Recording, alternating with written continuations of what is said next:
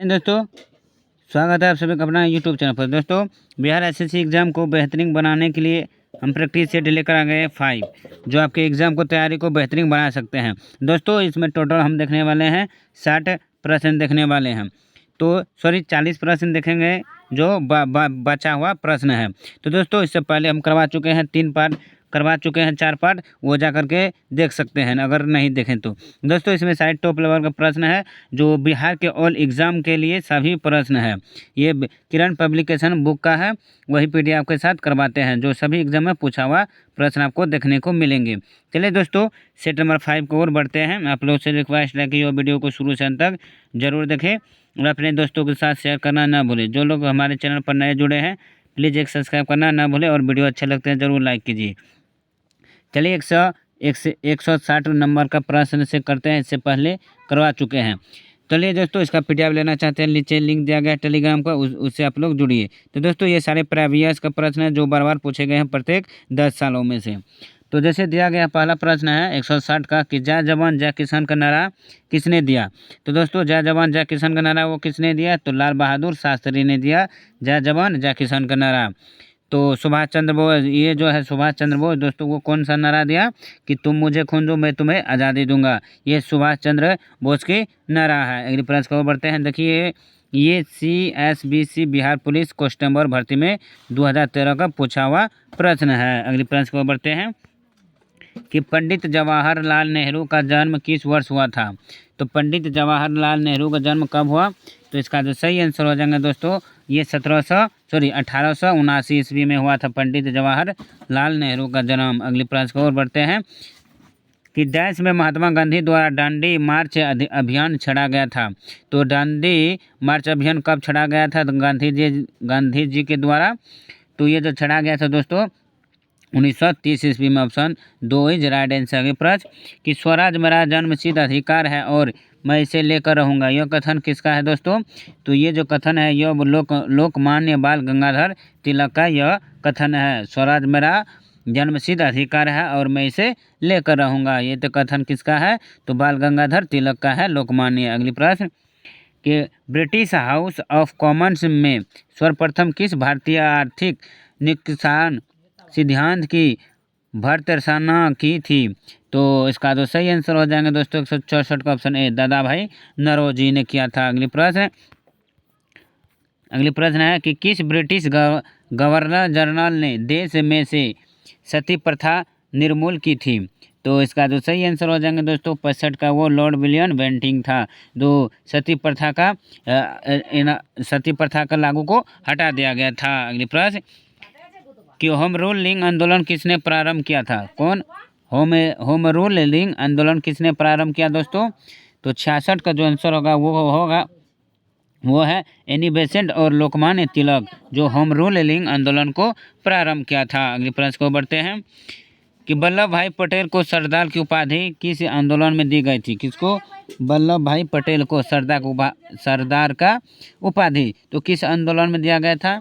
तो वो आंदोलन है बारदोली आंदोलन में दिया गया था सरदार की उपाधि वल्लभ भाई पटेल को। अगली प्रश्न कि ICS की परीक्षा पास करने वाले प्रथम भारतीय कौन थे। किसका ICS का परीक्षा, तो इसका तो सही आंसर हो जाएंगे दोस्तों, वो था Surendranath Banerjee. Option A is right answer. अगली प्रश्न कि लोकमान्य तिलक के विषय में निम्नलिखित में से कौन सा कथन सही नहीं है। तो ये जो कथन है दोस्तों ऑप्शन 3, उन्होंने गणपति एवं शिवाजी नामक त्योहार की शुरुआत की थी। तो ये कथन गलत है, बल्कि ये दूसरे ने किया। अगली प्रश्न को बढ़ते हैं। अगली प्रश्न है कि भारत में सती प्रथा के विरोध में आंदोलन का नेतृत्व किसने किया। कौन, सती प्रथा के विरोध में। तो इसका जो सही आंसर हो जाएंगे, तो इसका सही आंसर हुआ राजा राममोहन राय ने। कौन, राजा राममोहन राय ने। Option 2 is right answer. अगली प्रश्न कि निम्नलिखित पेशवाओं में से नाना साहिब के रूप में कौन लोकप्रिय था। तो इसका जो सही आंसर हो जाएंगे दोस्तों ऑप्शन 3, बालाजी राव था। अगली प्रश्न को बढ़ते हैं कि किस ब्रिटिश जनरल ने पोर्टो नोवो में हैदर अली को हराया था। तो किस ब्रिटिश जनरल ने तो इसका तो सही आंसर हो जाएंगे दोस्तों ऑप्शन 2 सर आर कोट ने। अगली प्रश्न को बढ़ते हैं कि प्रार्थना समाज के संस्थापक कौन थे। तो प्रार्थना समाज के दोस्तों वो संस्थापक कौन थे। तो आत्माराम पांडुरंग थे प्रार्थना समाज के संस्थापक। ये बिहार पुलिस में पूछा हुआ है, बिहार इंटरस्टेरिया में भी पूछा है, और ये CSBC बिहार पुलिस में भर्ती 2016 का पूछा हुआ प्रश्न है। अगली प्रश्न कि ब्रिटिश सम्राट के अधीन नियुक्ति भारत का प्रथम वायसराय कौन था। तो इसका तो सही आंसर हो जाएंगे दोस्तों ऑप्शन 4 लॉर्ड कैनिंग था। कौन? ब्रिटिश साम्राज्य के अधीन नियुक्ति भारत के प्रथम वायसराय था। अगली प्रश्न ब्रिटिश शासन के अधीन भारतीय गरीबी और अर्थव्यवस्था पर दादा भाई नौरोजी द्वारा कौन सी पुस्तक लिखी गई थी।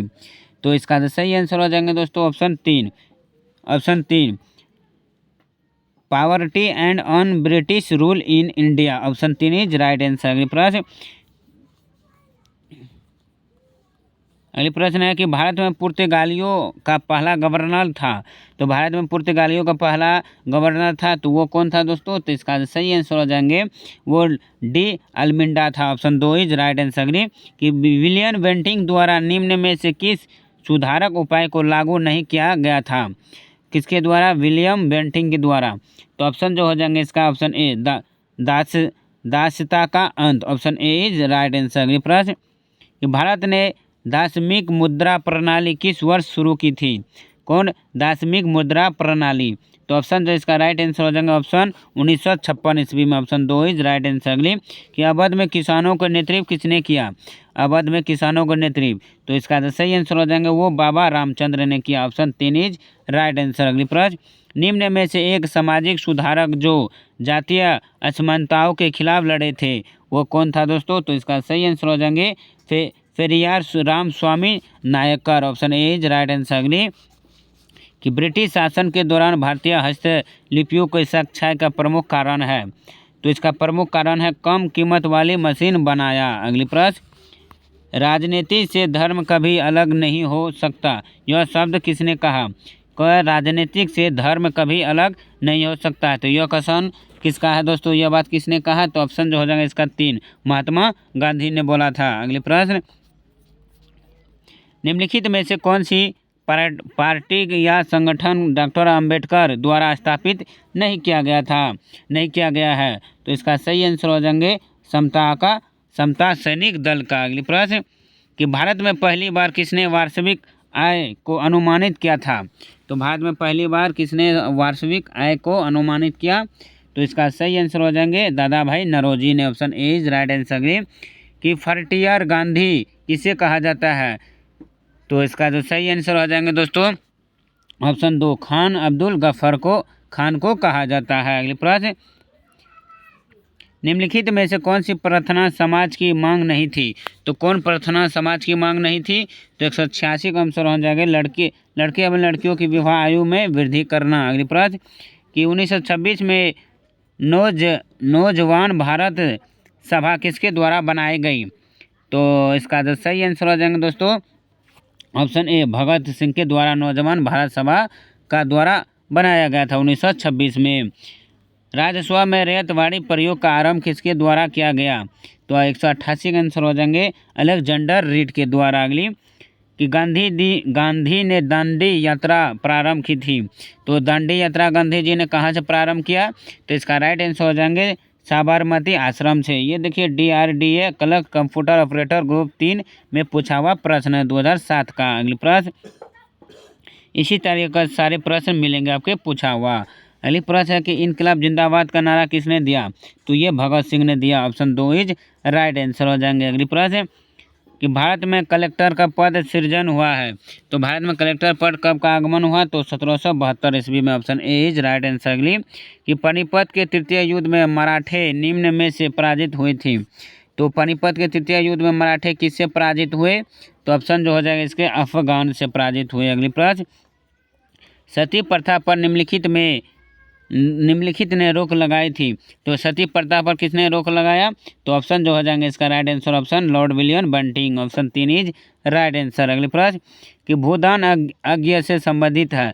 तो भूदान आज्ञा से कौन संबंधित है। तो विनोबा भावे था। Option 3 is right answer. अगली कि भारतीय राष्ट्रीय कांग्रेस की स्थापना हुई थी? तो भारतीय राष्ट्रीय कांग्रेस की स्थापना 1885 ईस्वी में हुआ था। अगली प्रश्न कि विश्व के प्रथम धर्म महासम्मेलन में किस भारतीय ने भाग लिया था?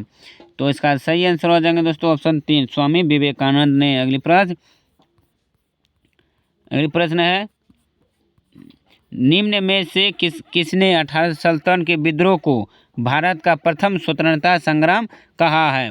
तो 18 सल्तन के विद्रोह को, तो इसका सही आंसर हो जाएंगे ऑप्शन 3, वी.डी. सावरकर को। अगली प्रश्न कि संविधानता हमारा जन्मसिद्ध अधिकार है, तो यह कथन किसका है? तो ये है कौन? संविधानता हमारा जन्मसिद्ध अधिकार है, तो ये कथन है ऑप्शन ए, बाल गंगाधर तिलक का। अगली प्रश्न कि करो या मरो का नारा किसने दिया? तो वो महात्मा गांधी ने दिया, करो और मरो के नारा। अगली प्रश्न को बढ़ते हैं।